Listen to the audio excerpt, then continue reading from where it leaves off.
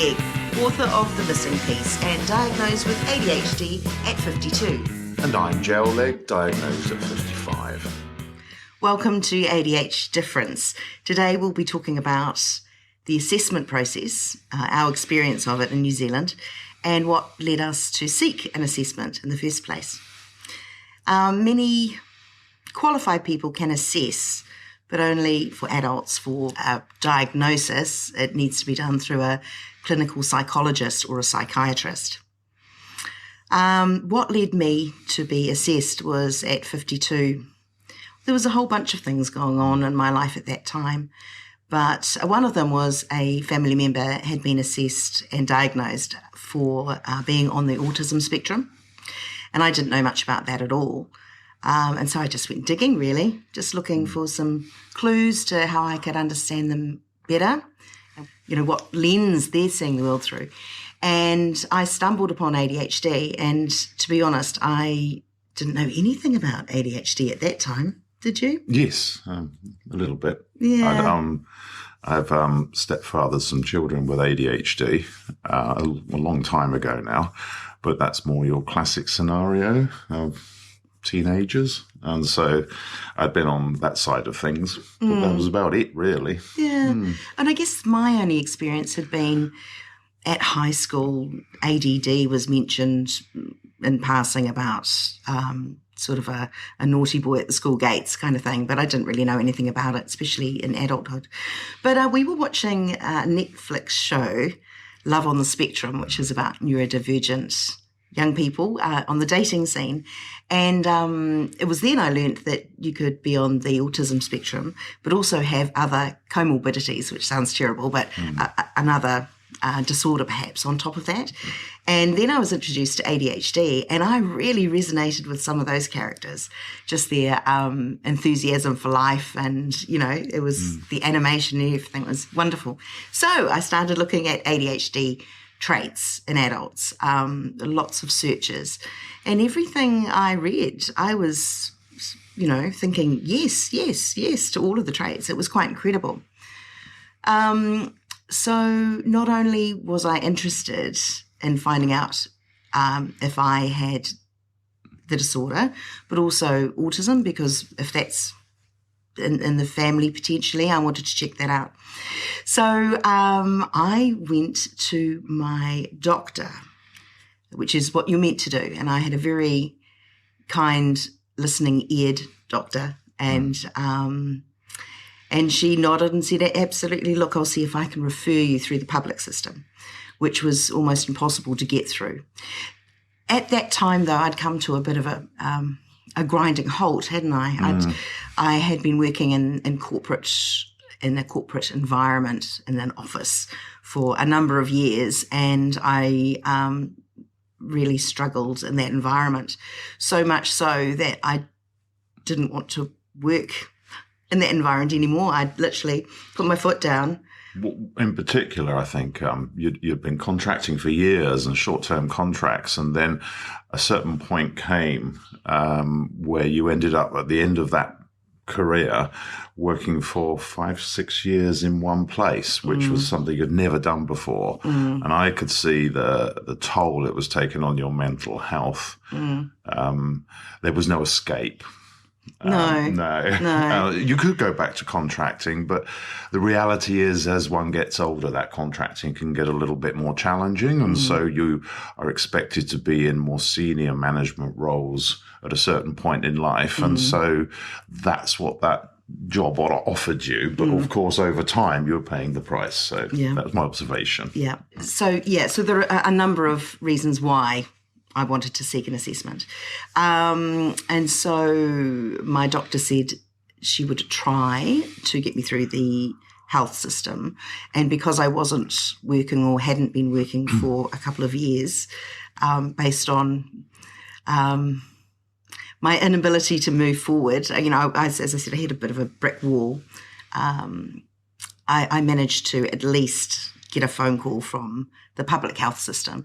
And I wasn't seeking a psychiatrist assessment. So, and the difference is a clinical psychologist can assess for ADHD.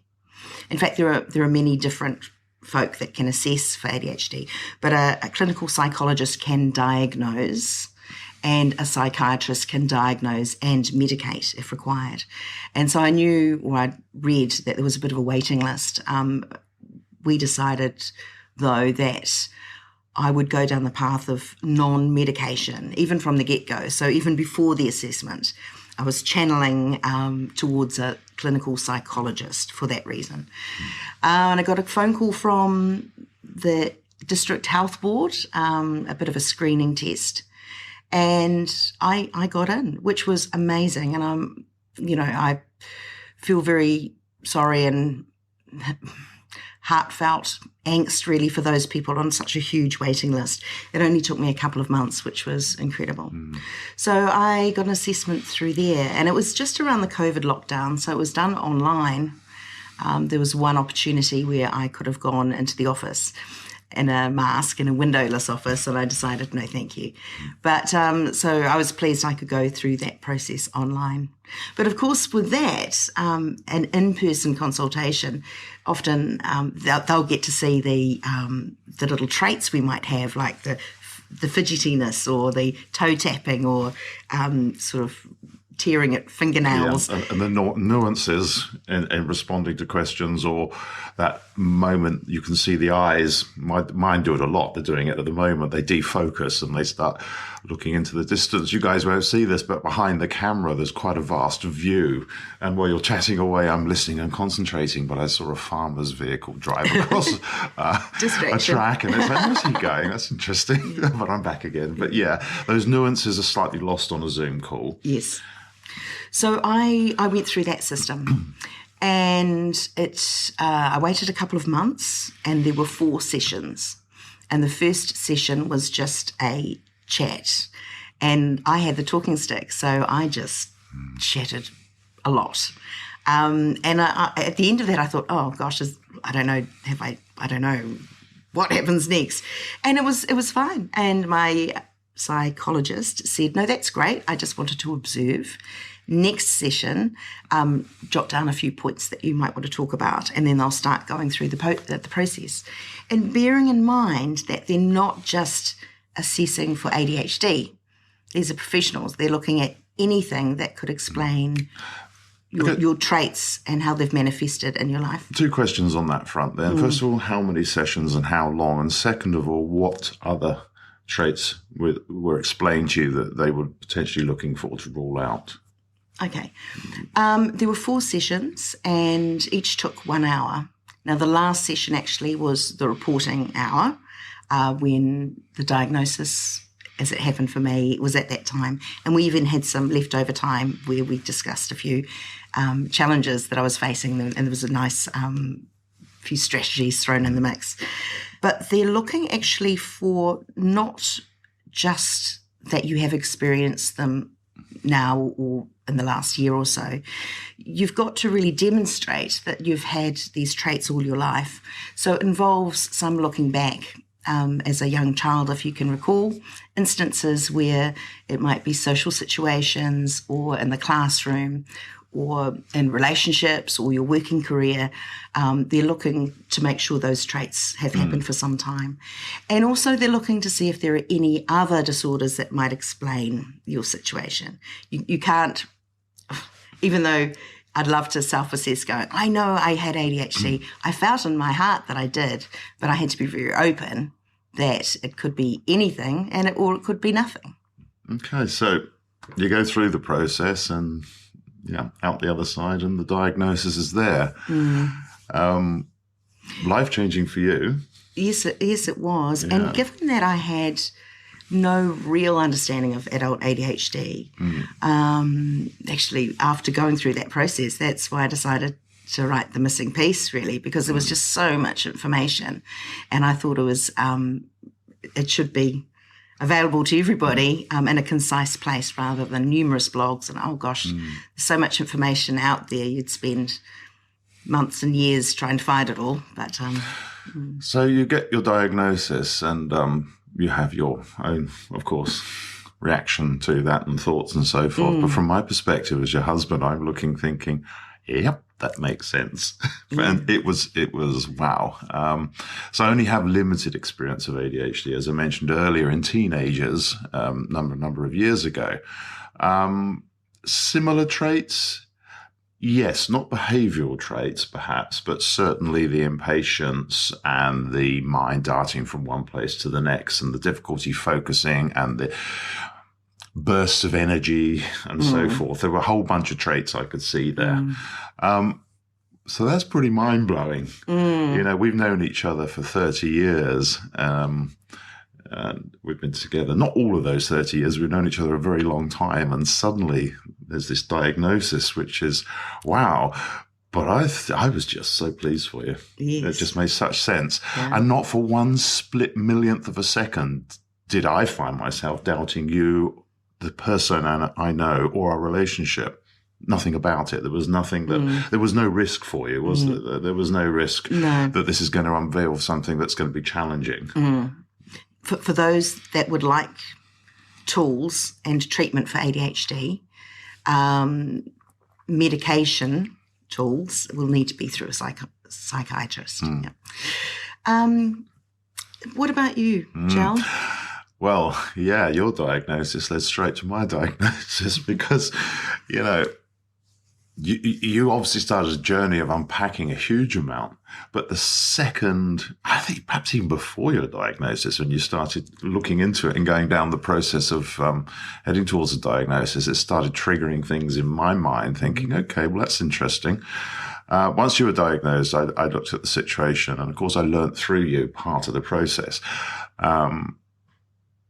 I just suddenly thought, well, there's no way I can't have ADHD. I must have ADHD if you have it.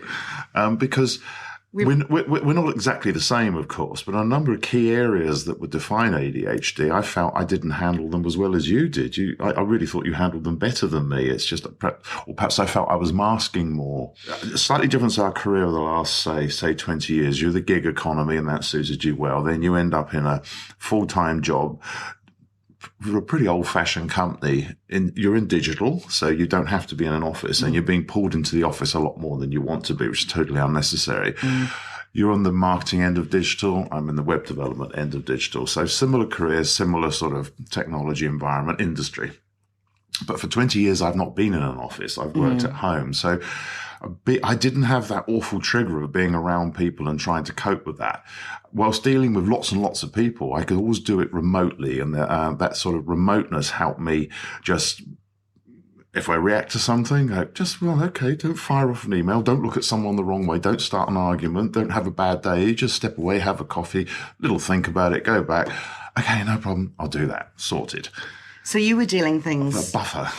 In your own time, in your own way. Yeah. But it wasn't as if your ADHD traits had magically disappeared whilst working from Absolutely home. not. It was, it's just more in private for you to deal with. Whereas mine, I had to deal with hours in the traffic and then interesting dynamics and a team environment, which didn't quite work for me either. And you were fighting tooth and nail, and I was always trying to encourage you, work from home. Go to the office once a week and catch up with people. But most of what you're doing was a degree of silo working to some extent. So you could work from home. And when I started in web development in the 90s, which was at the beginning of it, there was this real mad idea that people could work on a beach in Thailand for a company in London. It was the idea of this, and this even before that, the thing called desktop publishing, which I just thought, this is what technology is for, being a technologist.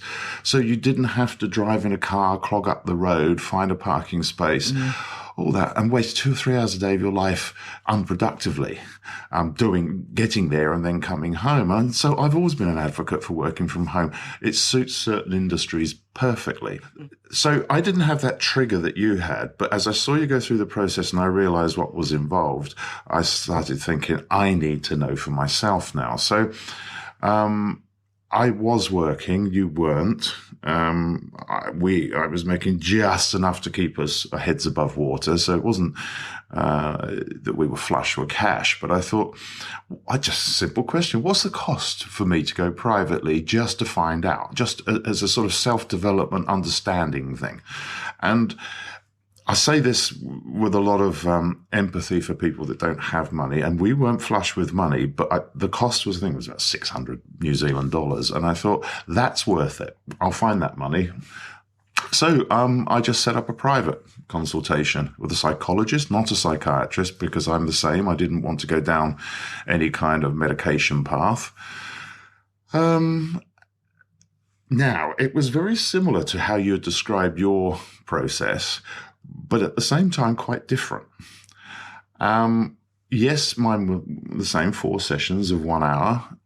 It was the same clinic, but I ended up having to do a really big assessment, a really big questionnaire, which took at least an hour, which was designed to rule out other things like personality disorder, OCD, that sort of thing. And I did go in saying I wondered whether I had a degree of OCD, but that got ruled out. The questionnaire was fascinating because I've briefly studied university entrance psychology a long time ago, and part of that was designing questionnaires that are trying to be foolproof, shall we say? Is that a word? A questionnaire that can't be tricked, and then you analyze all the answers at the end using some chi maths, if I remember, or something. There's some quite good statistical maths that are used at the end, so it's quite hard to fool these questionnaires. Not dissimilar to a personality test. I think what do you call those tests when you go into a job? Psychometric testing. Psychometric testing, that's the one. Not dissimilar. So you get 300 questions, and how do you react to this situation? 5 positively, -5 very negatively. Very quickly, I found situations, you're with a social group and everyone decides to do something you don't want to do. How do you feel? Very grumpy at that, or okay. And I thought, hang on a sec, I wouldn't be with a social group letting them decide where to go. So these questions were coming along, but I could see why they're asking the question. But I thought, no, 5 isn't, is there a 10 or 15? How do and where's the next question? Would you even be with that group? No, I wouldn't. So I thought, am I going to sort of just fall over here? Because a lot of these questions I felt weren't relevant because I wouldn't be in that situation. You're at work. This happens. I'm not going to be at work. I'm not in that job. I've already worked out not to be in that space. So it's a hypothetical answer. But then, and this is important, I really worked out what they were doing. It was very clever. They would ask the same question 4 or 5 different ways, with different angles and different bents and twisting the positives and the negatives. And in the end, you just have to open your mind up and not think too much. You just have to let it go and trust that something will emerge from this, which is the diagnosis you believe that you're looking for, or not. Absolutely. And this is the thing. It's up to them to assess you. You can believe all you want about what you may or may not have, but that's the whole point. That's why they've been training for years. And I think for a psychiatrist, it's up to 12 years training, including, sessions and the rest. Well, a psychiatrist is a medical degree. Yes. So they're doctors too. Correct. Yeah, not to confuse it. A psychologist can have a PhD and be a doctor, but it's not a medical doctorate. Yes. Yeah. Back to the testing. I think that's really quite interesting. If you were going for a job interview and you had to do a psychometric test, and I have, sometimes it's a bit confusing because I had my work Julie face and then I had my out of hours Julie face. And so if I was asked about did I enjoy statistics, for example, and I knew that statistics was part of my job, I go, yeah, I enjoy numbers. But actually, no, I don't. I'm not interested at all, unless I'm collecting numbers about something that I'm really passionate about, dates and things like that for Ancestry. Love it, love it, love it. Yeah, chuck all the numbers in and whirl them about. But at work, no, I found that really boring.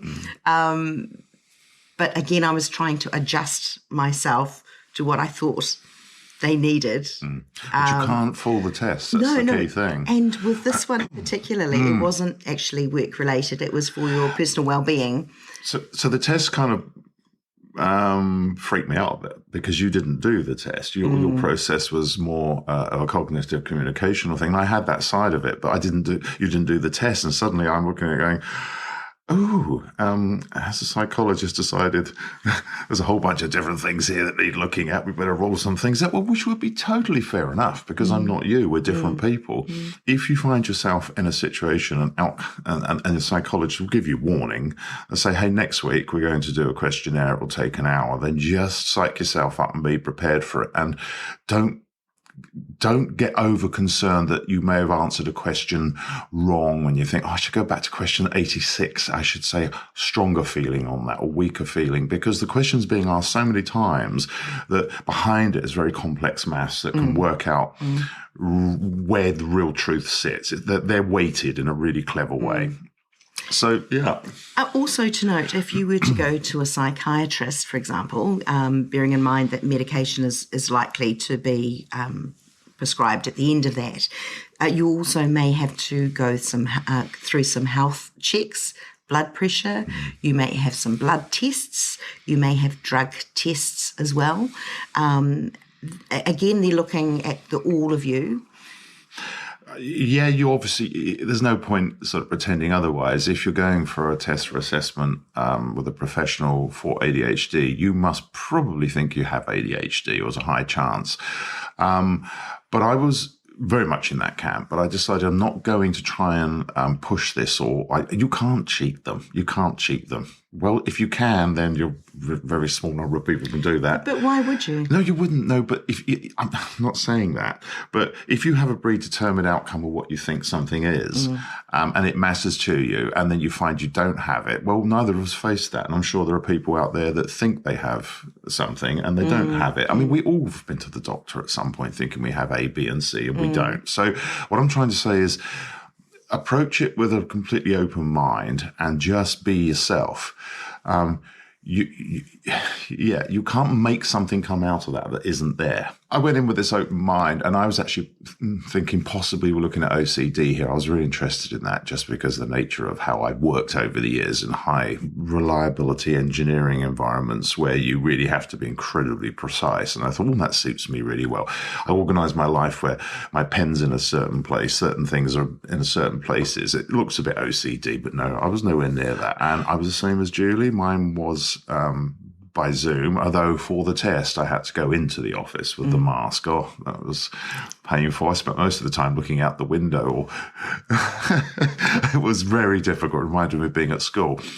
But after one of the first or second session, the psychologist asked, write down any ideas you have that you think can help. That's when the floodgates opened, and I wrote down, hey, I do this, this, and this, and I can't do this, and I won't do this, and this, and this, and this. And then I felt like I was in this sort of safe space to be able to write this stuff down without preempting it, being asked for it. Was a big difference when the psychologist asks you to write those things down rather than preempting them. A trick I learned years ago, if you go to your car mechanic and say, look, my car's got a rattle and a widget's not right and this does this and I think it's this, can you look at that and check that bearing? It's like, hang on, I'm the car mechanic. Describe the symptoms and then they'll look. Okay. Well, I will agree with you partially on that, because I think actually coming up, sometimes you need time to think of those situations in your past, and in various situations, as I said, work, social relationships, school even, where ADHD was there. Now, some of those things aren't necessarily easy to just instant recall when you're asked that question, and for yourself to go back through your life and think of examples, I think is good homework too. So I personally did that when I prepared for my assessment. You didn't. You waited to be asked. But you're right. Again, it's the assessor. Yes, I waited to be asked, but I kind of, we were chatting about this a while ago. I had, within a recent period of time, but perhaps after your diagnosis, found my old school reports and thought, this is reinforcing my suspicions. Yeah. And we're all different. I just have this ability to recall things very quickly from years ago, the ability to pull in these things and find them relevant. Now, I do appreciate some people would struggle with that. They need to go and sit down for a few hours, reflect for a couple of days on, I remember that. But I've got this, it's just the way my mind works. It's kind of terribly wired, and it can quickly go and find some example of something. But we're different. We're different. This is the key thing. We're all different. And with the diagnosis, we don't all go to see the same psychologist. We don't all go through exactly the same tickety-tick process. That's just our experience, isn't it? Just a reminder, though, that they're looking for frequency. So, everybody can be irritable or impatient at times. With ADHDers, it's very often, and quite extreme. In many cases, which has a different outcome from perhaps a neurotypical that could get impatient and then get over it pretty quick, and it happens once in a blue moon. So they're looking for extremeness, but they're also looking for impairment. Remember, ADHD, while it's nice to have a nice-to-know diagnosis, it's actually diagnosed as a disorder because it impairs part of your life with regards to work, relationships, school, or social. And so, when we reach adulthood, it's interesting because we've kind of brought on board some strategies, undiagnosed, to make sure we didn't have a miserable life. You haven't worked in an office for 20, 30 years? Yes, over 20, pushing 25 now, I think. Yeah. And so that was your strategy. Now, that has, the impact of that has been good for you, but it's meant that potentially there are other jobs that you couldn't or wouldn't go for due to that strategy. So the strategies undiagnosed can be good, but also some of them can just be survival mode. They're not necessarily good strategies. So just because you make it through to adulthood going, yes, well, I've got ADHD, it doesn't look that bad. No. Actually, we've adapted our lives. I like that word impairment, because many of us can sit down and say, okay, it's worked really well. I've had a great number of years. I've been really happy running my business and I've loved all the freedom. Someone else could look at that and go, well, that's a huge impairment. That's over 20 years of not meeting other people and working in teams and making friends. And think of all the Christmas dinners I missed out on, all the social occasions, all the team building events I didn't go on. Think of all the sick days I didn't get paid for because I'm self-employed, and the holidays I didn't get paid for 20 years. There's a huge cost involved in that. So whilst, yes, it's great and it works, absolutely, the impairments are quite significant, and they're hidden. They're hidden, that you don't necessarily see them.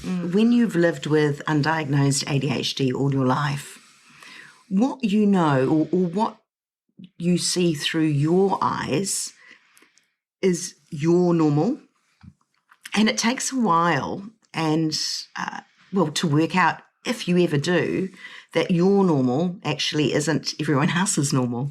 I've said a couple of times that I don't have friends, and I have people who are friendly, and I've got some really good close acquaintances, but I've never felt socially connected. It has impacted all through my life. So something I'd like to say, as we're probably heading towards the end of this episode with diagnosis, is, look, straight up truth of diagnosis, the process, there is a risk. On reflection, thinking about it, it's like, so we need to, my psychologist, we need to rule out OCD. Okay. We need to rule out personality disorder. And I remember going, at that point, a personality disorder? You're really opening yourself up. It's a bit like walking into your doctor's surgery and say, okay, right here and right now, I'm feeling fine.